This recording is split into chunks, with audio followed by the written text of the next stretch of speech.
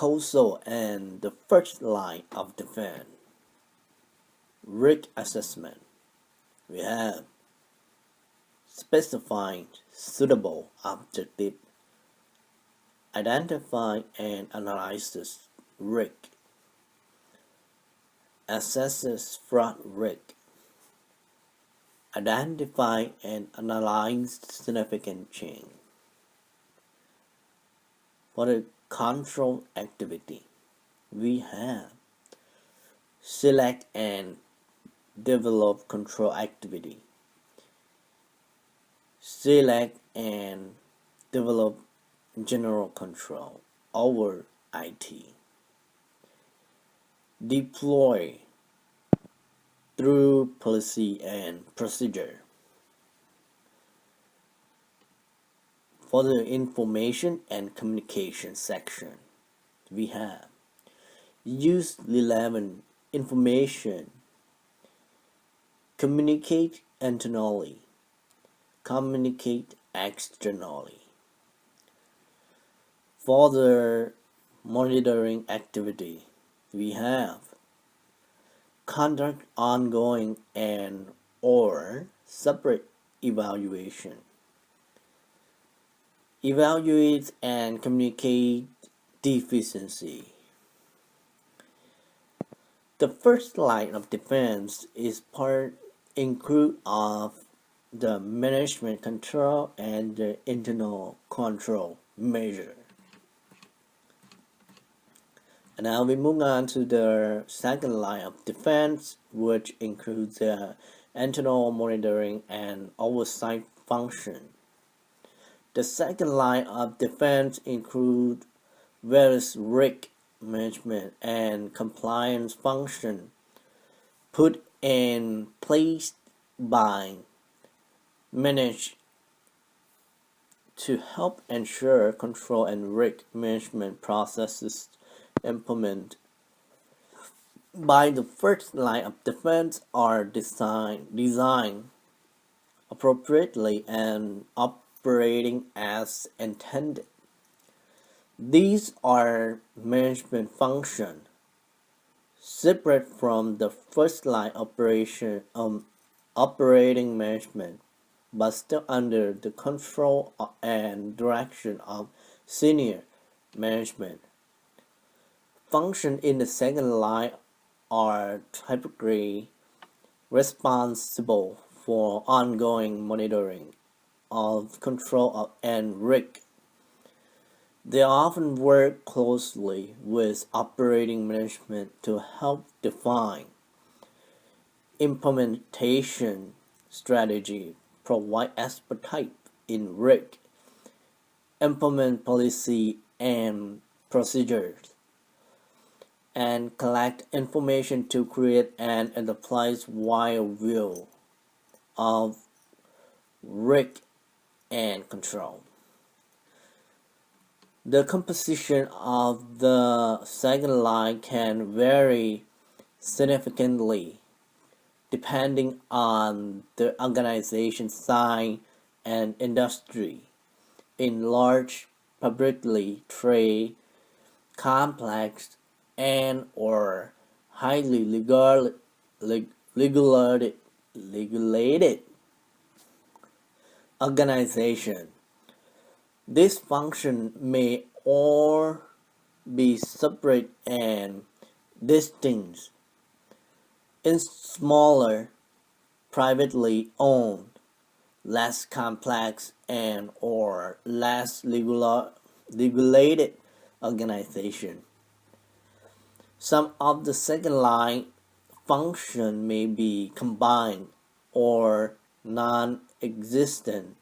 For example, some organizations may combine the legal and compliance function into a single department or may combine in a health and safety department with an environmental function. Some or all of the duty of the second line may also be retained by manager within the first line of defense in certain organizations. Typical second line function includes specialty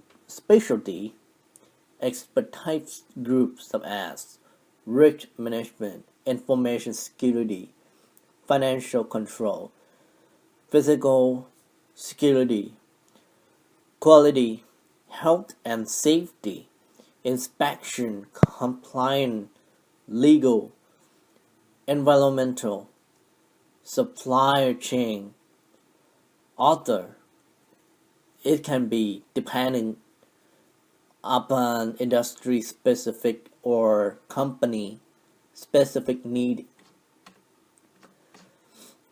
Under the oversight of management, second line personnel monitor specific control to determine whether the control are functioning as intended.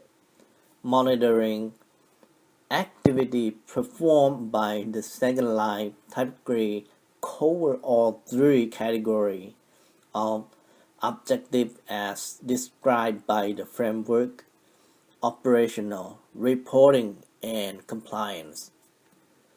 The responsibility of individuals within the second line of defense vary widely, but typically include assisting management in design and development of processes and control to manage risk, defining activity to monitor, and how to measure success as compared to management expectation, monitoring the adequacy and effectiveness of internal control activity, escalating critical issue, emerging risk and outlier, providing risk management framework,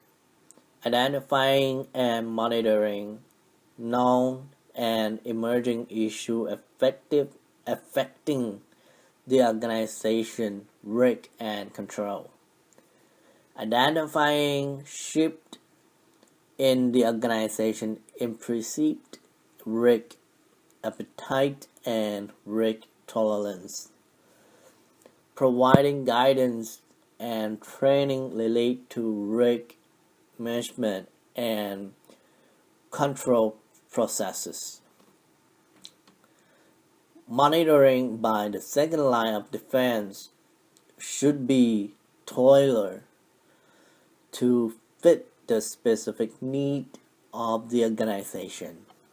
Typically, these activities are separate from day-to-day operational activity. In many cases, monitoring activity are dispersed throughout the organization. In some organizations, however, monitoring function may be limited to a single or a field area. Its second line function have some degree of independence from activity constituting first line of defense, but they are by nature still management function. Second line of defense function may directly develop, implement, and or modify internal control and risk processes of the organization. They may also take a decision making role for certain operational activity. To the extent that the role of the second line function required them to be directly involved in the first line activity, that function may not be fully independent from the first line of defense activity. While not independent, the importance of strong, capable second line function cannot be overstated. They are expected to operate with an adequate degree of objectivity and provide important and useful information to senior management and the board of directors regarding the management of risk and control by the first line of defense. They may also provide entity-wide risk and control information to senior management and the board of directors that would not be expected from the first line. To be effective as a line of defense, it must have sufficient stature with leader and operating management across the organization.